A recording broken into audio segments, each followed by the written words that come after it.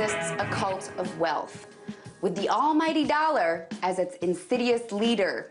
We bow down to people like Donald Trump, who stands for wealth and gold-plated toilets. We spend our entire lives focused on money. For what? What is the end goal here? A tomb filled with stuff when you're dead? Or maybe we think that money will help us live longer. If that's the case, get a load of this. Costa Rica is one of the places on Earth where people live longer lives than usual. A recent study there showed that the people who lived longest were the poorest. The studies focused on residents in the Nicoya Peninsula. Even by Costa Rican standards, Nicoya is impoverished. The GDP per capita there in 2012 was about $12,000, compared to the US's $50,000. And Costa Rica spends just 15% of what the US spends on healthcare. And yet, Costa Rican 60-year-olds are 4 times more likely to reach age 90 than those in the US. Nicoyans have the lowest rates of middle-aged mortality on the planet.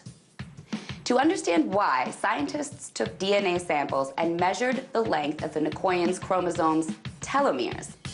Longer telomeres correlate to longer life expectancy. The Nicoyans had really long telomeres, longer than Costa Ricans elsewhere. The researchers analyzed many factors like blood pressure, education, diet, and other things. They found that none of those factors explained the Nicoyans' longer telomeres. What they did find was that the Nicoyans' poverty seemed to have a protective effect, and they found that the poorest households had the longest telomeres. The Nicoyans also had less stress and fewer people who lived alone. They value strong family support and have tremendous respect for their elders.